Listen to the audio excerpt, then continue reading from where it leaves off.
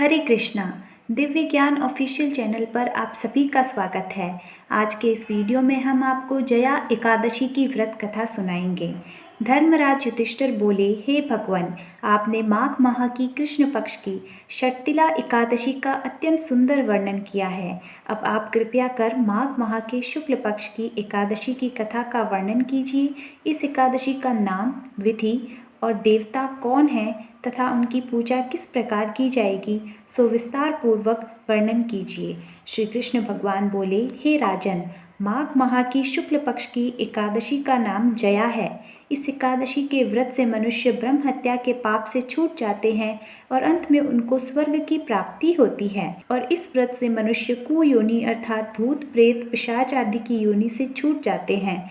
अतः इस एकादशी के व्रत को विधि पूर्वक करना चाहिए। हे राजन, मैं एक पौराणिक कथा कहता हूँ। एक समय इंद्र नागलोक में अपनी इच्छा अनुसार अप्सराओं के साथ रमण कर रहे थे। वहाँ गंधर्वों में प्रसिद्ध पुष्पवंत और उनकी लड़की तथा चित्रसेन की स्त्री मलिन ये सब थे। उस जगह मलिन का लड़का पुष्पवान और उसका लड़का माल्यवान भी था। उस समय पुष्पवती नामक एक गंधर्व स्त्री माल्यवान को देखकर मोहित हो गई और काम बाण से चलायमान होने लगी। उसके रूप, सौंदर्य, हाव भाव आदि द्वारा माल्यवान को वश में कर लिया। पुष्पवती के सौंदर्य को देखकर माल्यवान भी मोहित हो गया। अतः ये दोनों कामदेव के वश में हो गए, परंतु फिर भी इंद्र के बुलाने पर नाच गाने के लिए जाना पड़ा और अप्सराओं के साथ गाना शुरू किया। परंतु कामदेव के प्रभाव से इनका मन न लगा और अशुद्ध गाना गाने लगे।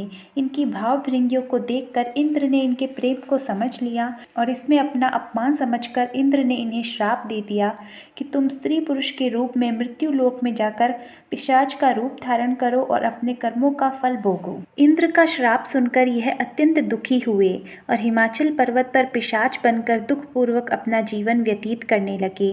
रात दिन में उन्हें एक क्षण भी निद्रा नहीं आती थी। इस स्थान पर अत्यंत सर्दी थी। एक दिन पिशाच ने अपनी स्त्री से कहा, ना जाने हमने पिछले जन्म में ऐसा कौन सा पाप किया था जिससे हमें इतनी दुखदायी यह पिशाच की योनि प्राप्त हुई।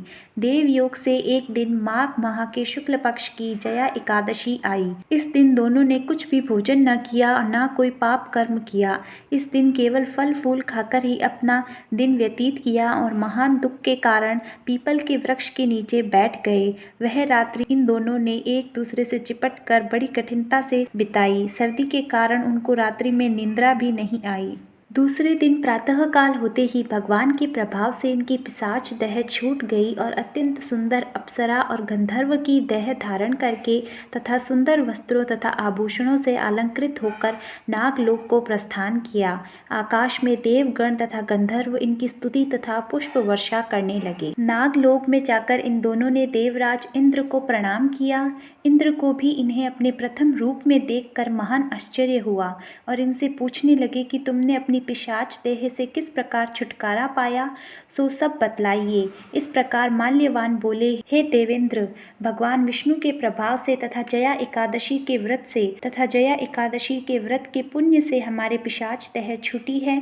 इंद्र बोले, हे माल्यवान, एकादशी व्रत करने से तथा विष्णु भगवान के प्रभाव से तुम लोग पिशाच की देह से छुटकारा पाकर पवित्र हो गए हो और हम लोगों के भी वंदनीय हो गए हो, क्योंकि शिव भक्त हम लोगों की वंदना करने योग्य हैं। अतः आपको धन्य है, धन्य है। अब तुम पुष्पवती के साथ जाकर विहार करो। हे युधिष्ठिर, इस जया एकादशी के व्रत के प्रभाव से समस्त कुयोनि छूट जाती है। जिस मनुष्य ने इस एकादशी का व्रत किया है उसने मानो सब यज्ञ तप आदि किए हैं। जो मनुष्य भक्ति पूर्वक जया एकादशी का व्रत करते हैं वे अवश्य ही सहस्त्र वर्ष तक स्वर्ग में निवास करते हैं। बोलिए विष्णु भगवान की जय, बृहस्पति देव की जय, जया एकादशी की जय।